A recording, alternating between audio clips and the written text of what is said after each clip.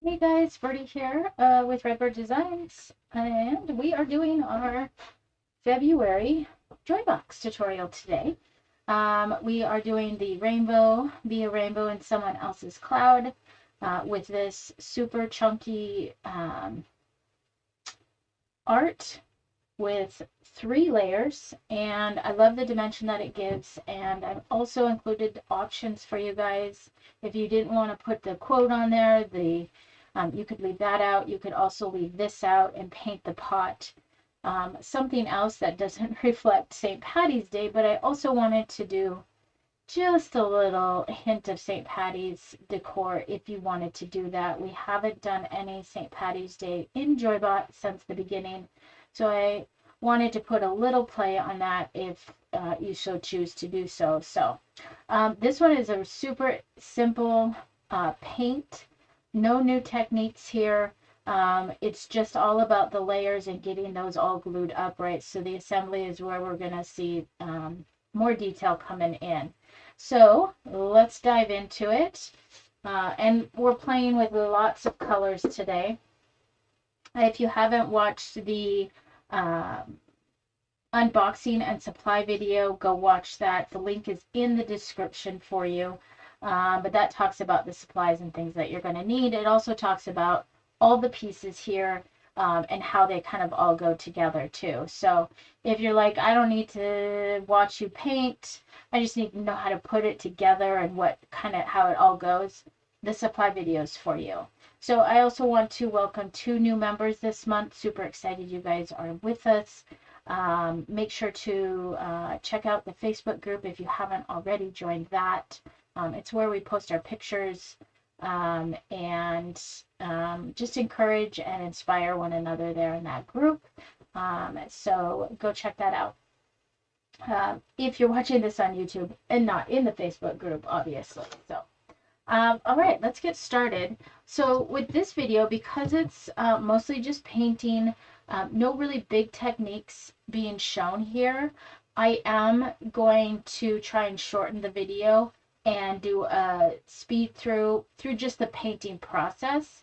I will come on and talk before I start the process, just kind of giving you some tips and tricks, and then we'll speed through it, and then at each step we'll come back to a normal instruction type uh, process. So the first step is to prep everything and make sure that we are painting the right sides to everything. So I do recommend laying it out like this and just making sure that you're painting the right side of the clouds and the letters and things like that. I always lay out my letters to make sure. And especially like some of the letters can be transposed or mirrored. You know, the A actually could go like this if you wanted to. And because there's no score marks to tell you where to place them, it's not that big of a deal if you accidentally do the A backwards. If there were score marks in previous projects, you know, or other projects, there'd be a score mark here, and I would tell you to lay out your letters on the score marks to ensure that you are painting the right side of them. Because you don't have that, it's not such a big deal. We're going to start with masking tape, and I'm going to tape down all my small pieces. I start with my letters, and again, I put them in the order in which they read. It just helps me, again, ensure I'm painting the right side and everything's in the up and up.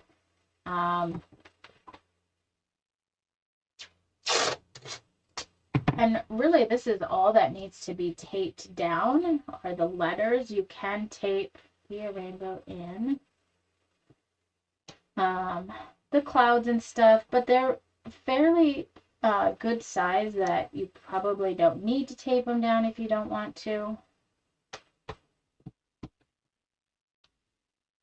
And I'm really loving this font, these 2 fonts together. I think they're super cute. Plus, they're super chunky, and it makes it easy to paint and handle. They're not as delicate as some of the other fonts that we've done in the past. All right, so I'm going to set those aside here. And this frame is the frame that we're going to finish. So I'm going to set that aside. This frame is a sandwich, the inside of a sandwich, so we don't need to finish this. So I am going to just take that out of the picture altogether. We have a cloud 1, cloud 2, cloud 3, and a 4th cloud there. These all need to be finished. Now these clouds that are sitting underneath to lift them up do not need to be finished. So I'm going to set those aside so we don't paint excess that we don't need to. And again, the supply video does talk about how they all are layered. So go watch that if there's any confusion there. And then we have our green grass, the shamrock, no score mark here. So again, if you don't want this to be St. Patty's Day themed, you could remove that and not paint it at all and just paint the pot. We've got the pot rim, the pot, and then the 7 stripes for the rainbow. So I'm going to slide those off just like that. All right, so what we're going to do is I always start by painting all my pieces the color that I want them to be, let it dry, and then come in with a second coat. When you're painting wood, it's super porous and it likes to soak up that paint. So, and really anything, I recommend painting in layers. Light coats are best than one big heavy coat. Because a heavy coat, 1, is going to take longer to dry, and 2, you won't get a nice smooth finish because heavy coats can kind of get lumpy and clumpy, and so we really want to go with light coats. So you'll notice as I paint my first coat, some of my pieces are going to look super splotchy and not very good. That's okay. Just keep going. The other thing is if you're having a hard time painting a piece because the wood is soaking up so much of the moisture in your paint, you can add a little water to your brush. So I'm going to use a large flat for my big pieces, and then I've got a smaller flat for some of my other pieces. And then I'm going to use the makeup wedge for the letters. And then that's pretty much it. Oh, and then a baby wipe for the frame. So as I'm working with the different tools, I will talk about how to use them. But while I'm working, I'll try and speed it up to keep the video short and sweet and focus on just what you guys need to know. So you're not having to sit and listen and watch me for hours.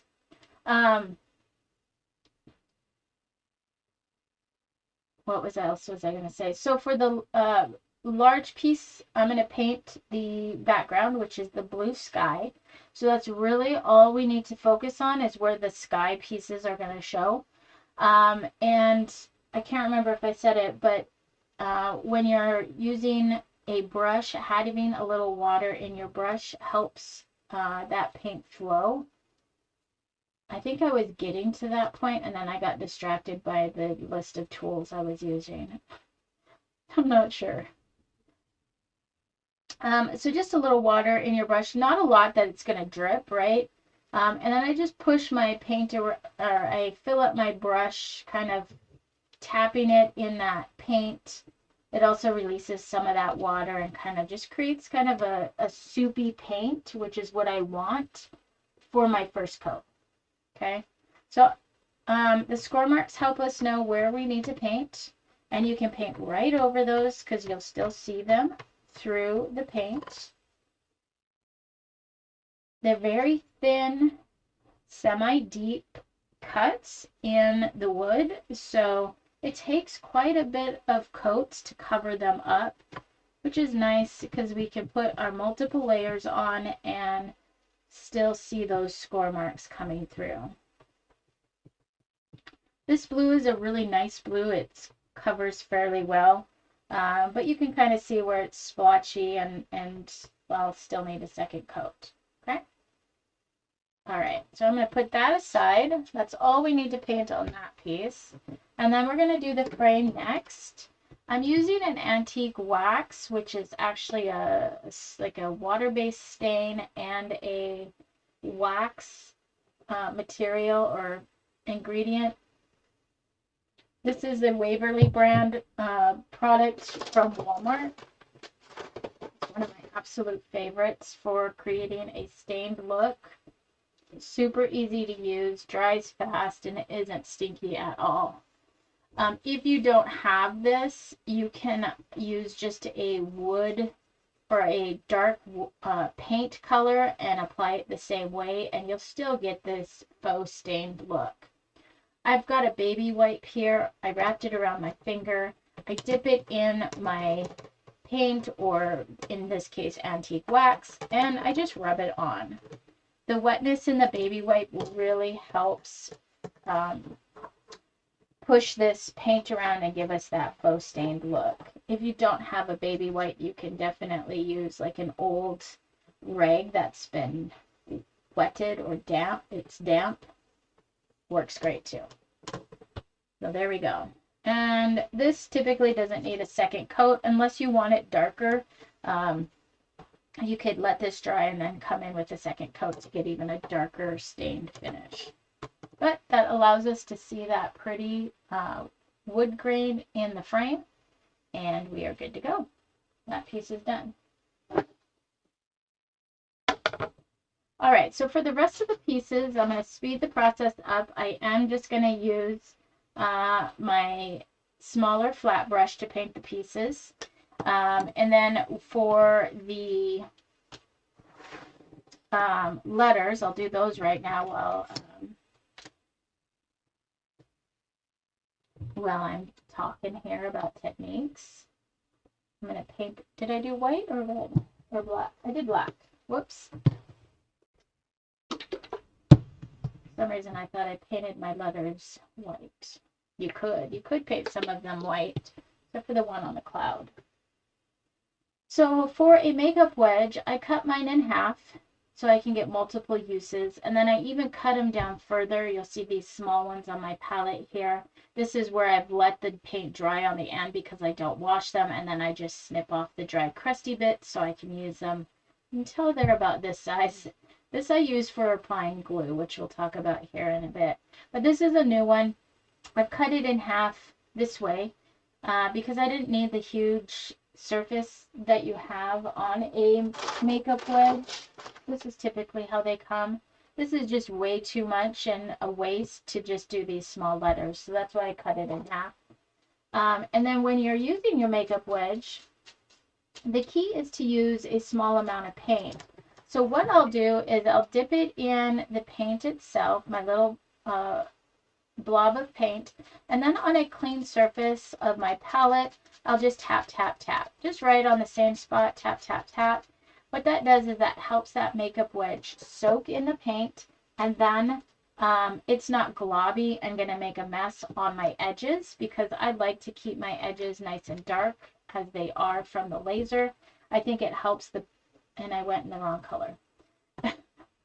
I think it helps the piece stand out even more. So it's very, very rare that you'll see me paint the edges of my laser pieces. All right, we're going back to black. And then once you get started, it's just a tap, tap with a medium pressure. Black covers very well. And in some cases, you don't even need a second coat. But if you're not using black, remember, don't overdo it. Use light coats. If you're just a super light coat, you might even see some of that wood come through. It might be splotchy, especially if you're using white or some other color. You just want to use a medium pressure so that your makeup wedge, if you press too hard as well, your makeup wedge will fall over the edge and get paint on those edges, which it's not the biggest issue, but some like to keep their edges nice and clean, so that's why a light pressure is better than a super heavy tapping, just to keep your makeup wedge on the top of your piece and not on the sides.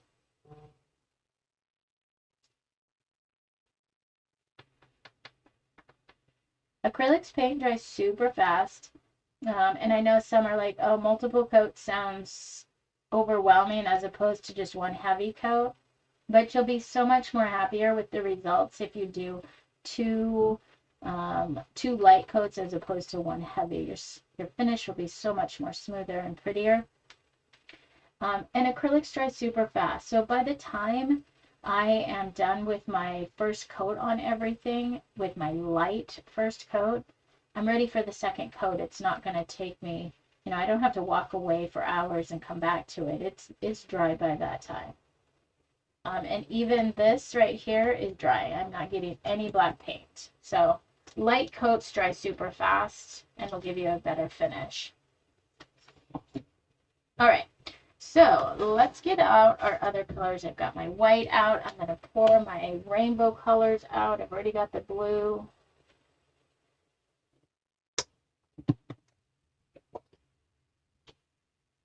I'm going with more muted colors, but feel free to, go with super bright colors. Those would be just as pretty. I always encourage you guys to color with your style. Oh, I already got that blue. Use colors you love. And for those that are new, I use colors that I get at the local hardware store. I don't use craft paint anymore just because of my paint party business. It's easier for me to buy the bigger quantities of paint. But any acrylic craft paint will work. Or you can buy samples of house paint at your local hardware store if you can't get to a craft store either. That works just as well. So anything you've got there. All right. So what I'm going to do is I'm going to start with my, just go through my colors. I'm going to use my small brush here. And when you're painting these pieces, because we're putting the brush, one quick tip before I get started is I recommend starting in the center and pulling out this way. That way your edges stay nice and dark like we want them. Instead of doing, I know this piece is going to sit on a frame, so I'm going to sabotage it a little bit. If I were to go this like this across, and do that, you'll notice that it pulls the paint from my brush. So I've got a glob of paint right there, which I don't want. Now, typically if you do, and it, you are like, oh shoot, I did that, you can just grab a baby wipe and wipe it away and all's good. But to help with that extra work of cleaning up your edges, start in the middle and pull out. And then your brush isn't getting caught up on the edge and you're good to go. Okay? All right, let's get all these pieces painted.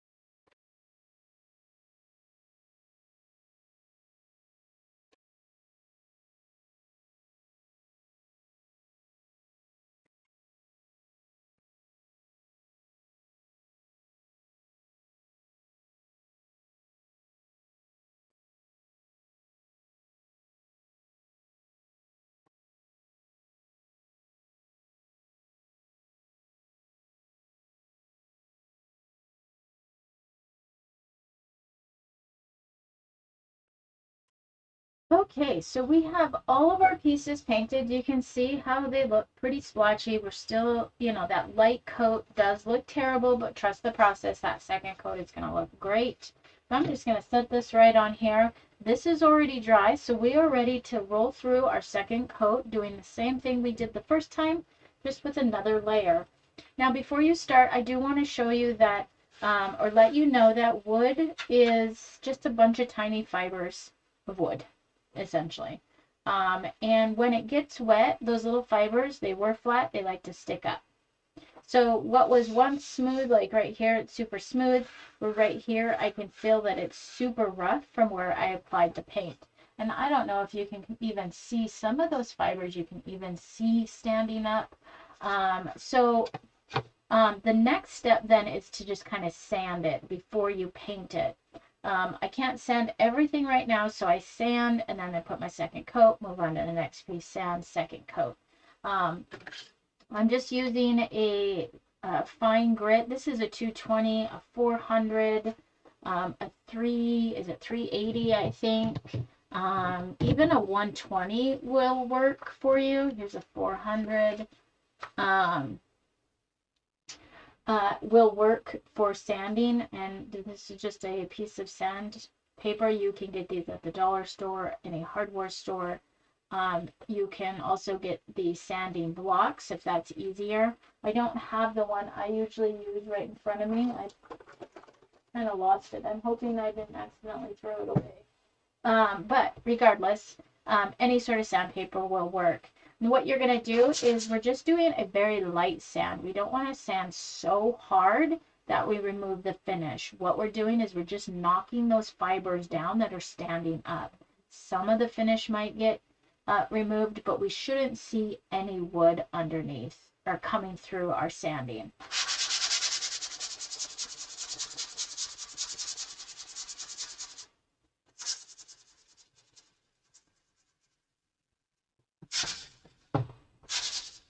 There we go. So I did remove a little bit, but there's the dust from that.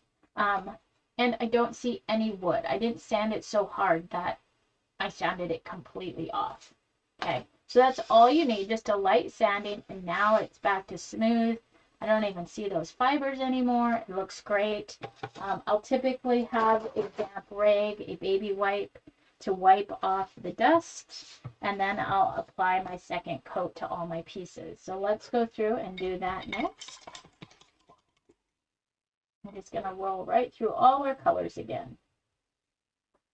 I do want to, before I get into it, when you're sanding letters like this, quick tip, sand in one direction, don't come back like this. So in this case, I would just lightly drag my paper over, try and keep it flat.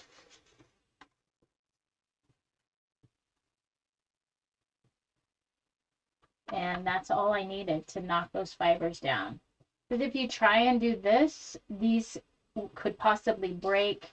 Your tape kind of pops up and it causes a big mess. So start at one side, drag, you're done. That's all that's needed for those little delicate pieces. Okay, let's go through and add our second color.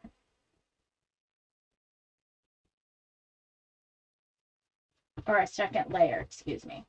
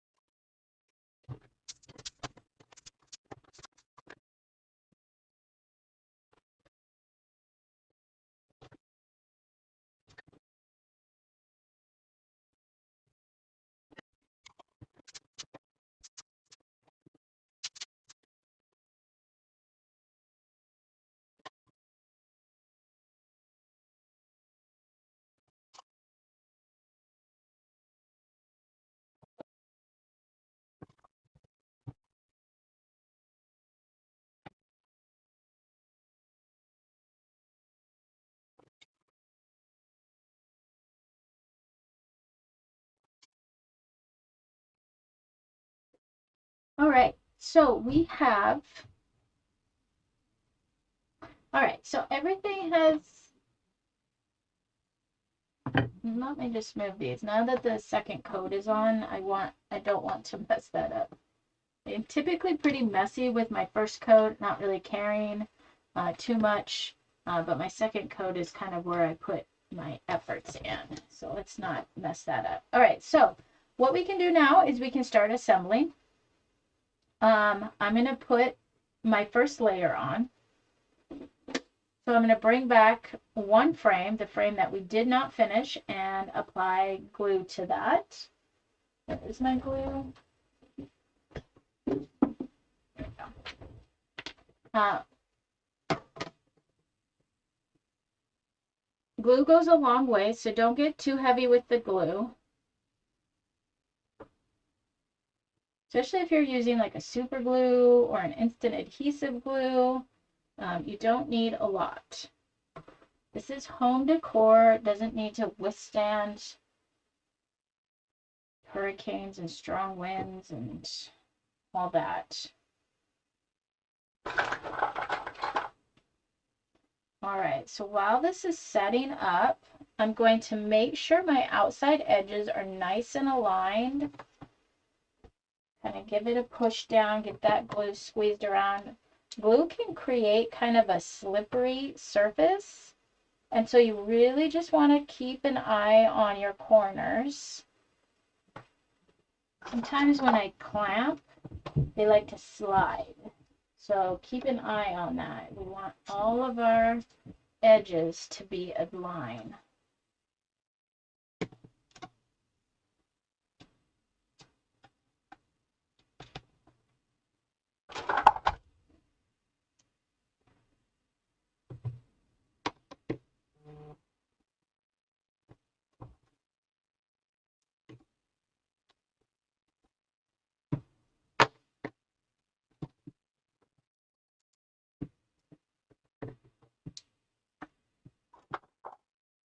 And when you're dealing with a super glue like I am, you don't have a lot of wiggle room, so you want to take care of that too. Okay, so let's get our first layer in. We want to make sure everything's completely dry before you start gluing, otherwise your glue won't adhere properly, and it will seem like it's sticking, but eventually it just kind of pops off if moved around a lot. So I'm going to apply glue down here at the bottom where my grass is, so I'll slide that in.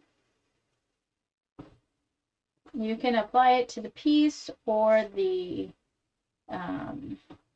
board, whatever you feel more comfortable doing. I'm just going to work my way up like this. Okay. And now this is where we're going to bring back those first layer of clouds. So this is going to sit here.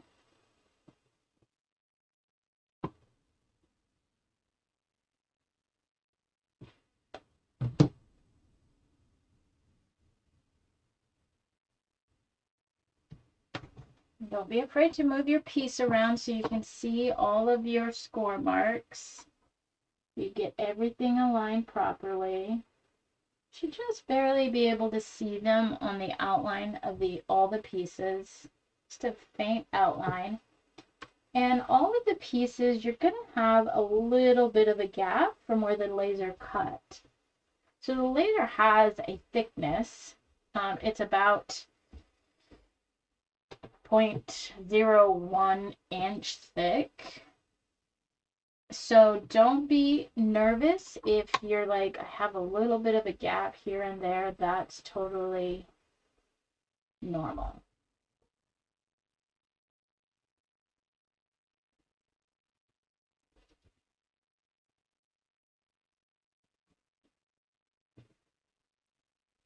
I try and just keep my gaps the same everywhere, and then it's fine.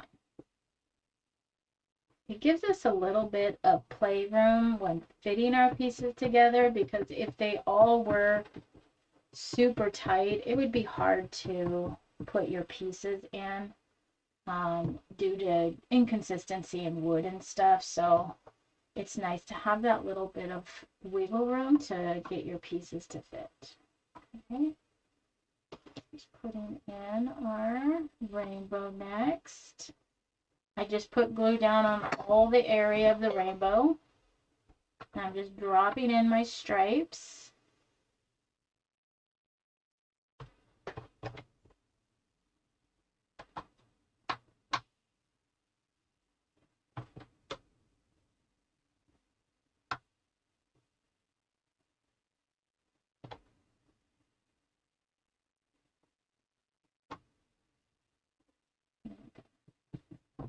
Clamps can come off. I want to show you some here. So right now, my green and my yellow have kind of popped up. When they get wet, your wood can kind of do funky things.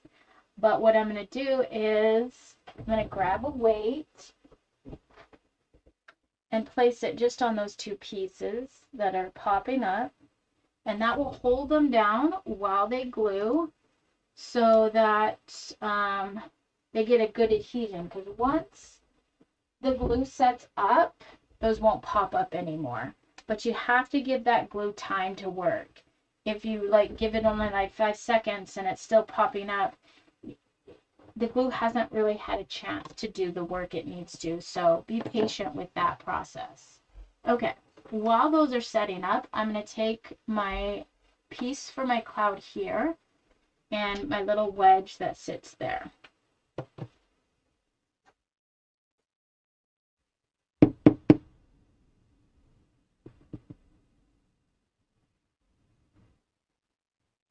And I'll put my glue there too. So this is going to sit up in here. My wedge sits there. And then this cloud is a single layer cloud. And I did that to give my clouds dimension. Like this cloud is farther away, whereas these clouds are in front of the rainbow, so they needed that second layer. Okay. All right. So while this is setting up, let's talk about some of the detail down in the grass that I did.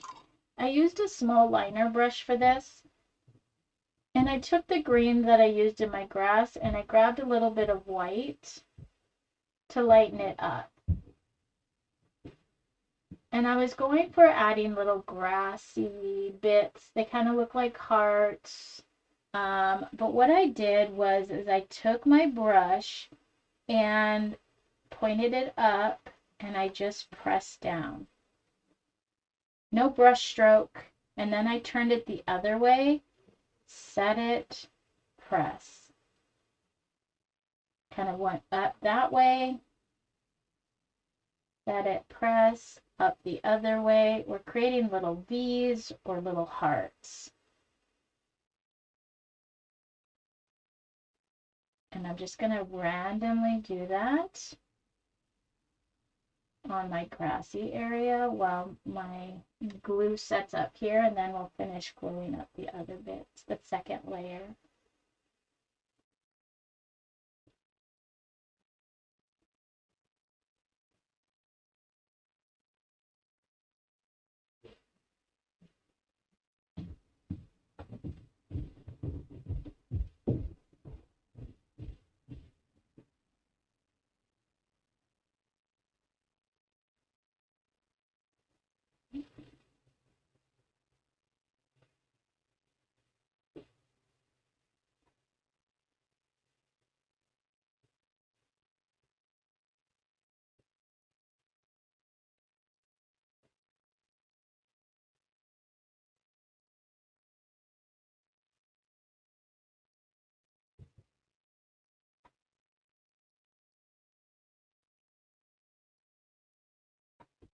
There we go.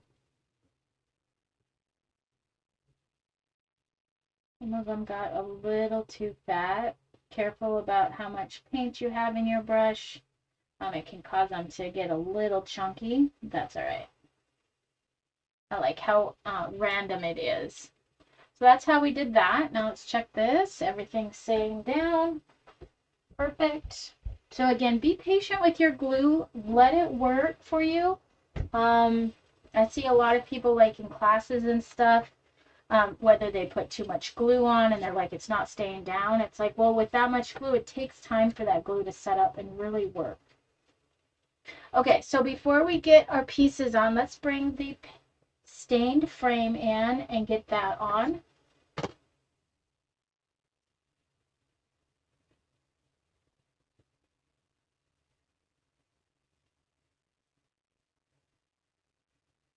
The more glue you use, the longer it takes to set up. You also don't want to use too little of glue, otherwise it's not going to hold either. So there's a kind of a delicate balance there.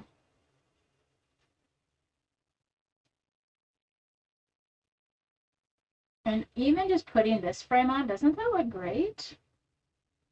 The stained frame really just pulls, accents these colors. Okay, so now we're going to clamp. I need my big clamps here. These clamps you can get at the dollar store, and I highly recommend them. You can get a pack of 4 big ones, and then the little ones come in six per pack, and they are worth their weight in gold. I swear. For $1.25, they are perfect. Okay. All right, so now we can start gluing the inside. We're going to work our way up. I'm going to put my pot rim in here. I'm going to line up this side of it because this is cut out for the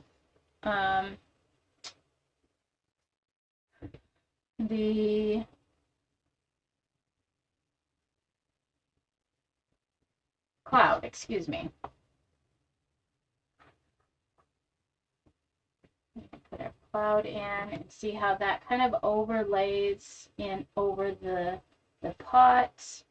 It overlays a little bit on the rainbow here, which adds just so much fun dimension. Okay, then we can add our shamrock. Just forgot about that guy. You don't need to add him if you don't want to. And then this cloud here, this 2-looped cloud, it almost looks like a heart, sits right here and overlaps the rainbow.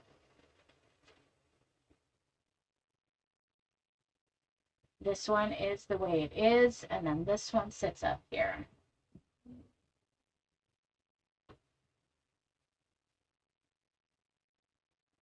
And there we go.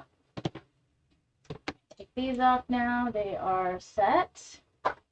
The glue I use is an instant adhesive, and it usually takes only like 30 seconds to set up, sometimes less, depending on how much I use, which is really nice. I'm kind of impatient. Now remember, if anything's popping up and not holding down, use a weight, use a book, use a can of food, whatever you have on hand. Now, a quick tip I want to give you when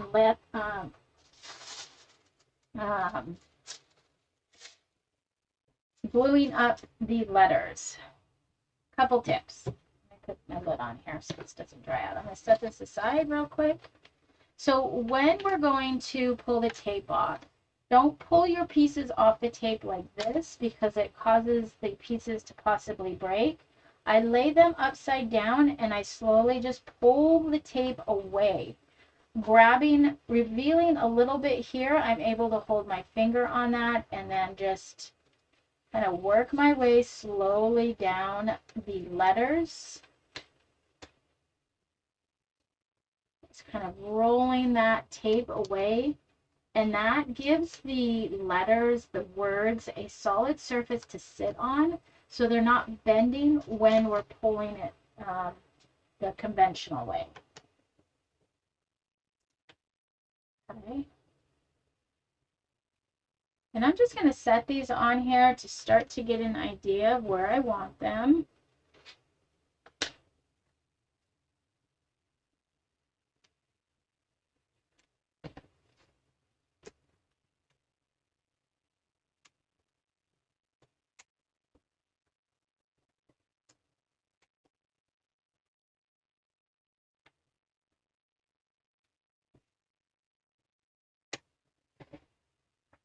All right, so I suggest laying out your letters where you want them.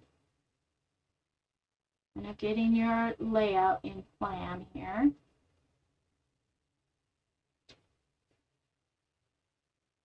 And if you're sitting down working, it's always a good idea to stand up and look at it from above, because that always looks different than looking at it at an angle when we're sitting.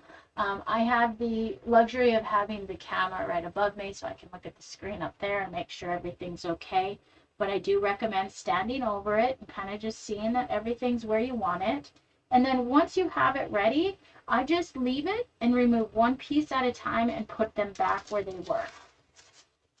Okay, so gluing up these small little pieces can sometimes be a pain. So what I've decided I love doing is creating a pool of glue that I dip my pieces in.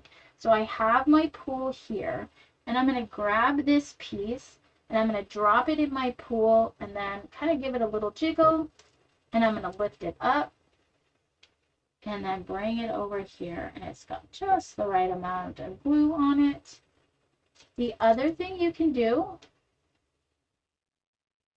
if this still becomes too much of a hassle, is you can take these tiny little leftover makeup wedges you might have, always finding a use for these things, and just using it to dab on the glue. And that works just as well.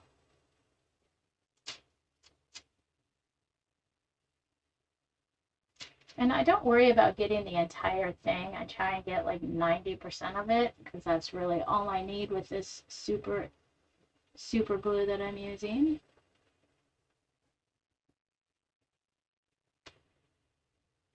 There we go.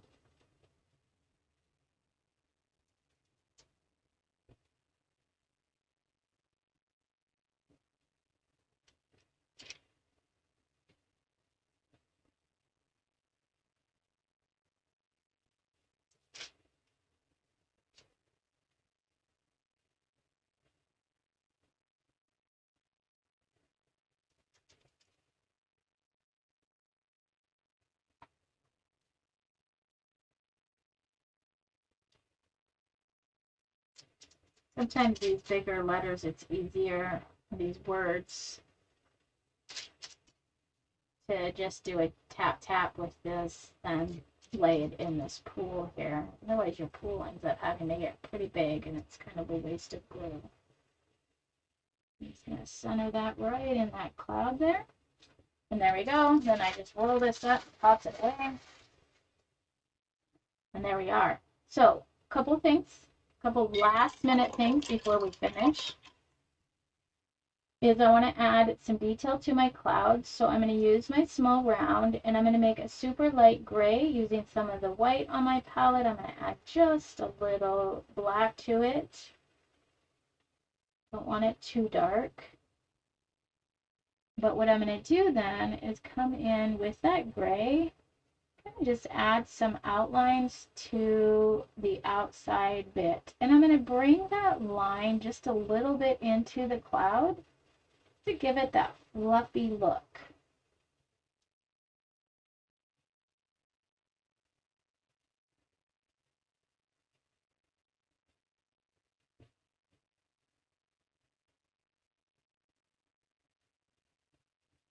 You don't have to do all of it, just a few of the little arches here we're going to add some defining lines to.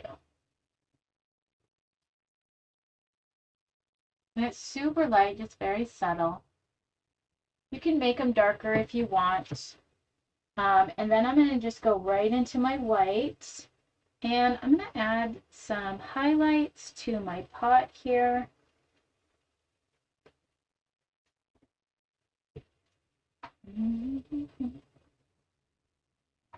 And then I'm going to add just a few lines in my rainbow, just where we've got some highlights and a little bit of brightness going on there, just to bring in some dimension there. You can also add a line across for grass. And that's it. There we go. One last thing then. I thought I was done, but we have the stand to attach. So we're going to flip it over, make sure everything's glue and set in place. You can hang it with the sawtooth hanger, or you can add the stand. So I'm going to add the stand here. So let's talk about these pieces. So you've got the piece that attaches to the board here. This is your little stand, kickstand, and this is your hinges. So I'm going to put my hinges on my kickstand. The circle goes into those little knobs. You want your kickstand pieces to be facing the same way, these flat pieces here. And then the base that gets attached to the back of your art goes into those hinges. Okay, so this is all going to be a flat piece. So it should look like this from the side, kind of like that. And what we're going to do is we're going to apply glue to this back piece. Make sure that you get glue on those edges of the hinges. Okay. So I got glue on this side, on the black piece of the hinge, in the middle hinge, and on the edge there, just a couple drops. And then I just hang this over ever so slightly. You could have it right on the edge. We're going to eyeball it. There's no really reason that it has to be perfect. So I'm going to set it down, and then I'm going to push this base so it connects with the back. Then I'm going to push on these hinges and make sure they're nice and tight, connecting to the back as well. And again, I just eyeballed it. It's all right if it's not perfect. We're going to give that a second to set up, and then I'll show you how it works. We just pull that little kickstand out. Just want to make sure that those stay nice and tight in there. This does have a little bit of a wiggle room in your hinge. It can go right and left just a little bit. You don't want it too rigid so that it, doesn't move. But now you have this little kickstand that you can pull out, and it props up your sign. You can have it kind of upright. You can angle it even more. It does stop about right there, which is a pretty good distance for holding up your art. And then that stays attached. So that is the two ways that you can hang your piece, or you could just prop it up against a wall on a shelf, which is what I've done, and that works just as well. So there we are, guys. There is your February Joy Box with a little touch of some St. Patty's Day in there for those of you who like to decorate for that holiday. Or maybe this is just a single piece that you have. It's really fun. I love this quote. It's Maya Angelou's quote. It's a really nice quote to, just be kind. You never know what somebody else is going through. So I just really love that. Lots of ways you can finish this by leaving pieces out or rearranging the quote, or whatever you want to do. Color wise, I can't wait to see your guys's. Make sure to post them in the group before the end of the month to get next month's reward. But if you can't, don't worry about it. But I sure hope you find time this month to get crafty, whether that's you're doing your Joy Box or something else, because creativity is therapy, guys. So make time for yourself. All right, thanks for watching, and have a great rest of the month. We'll talk to you later. Bye.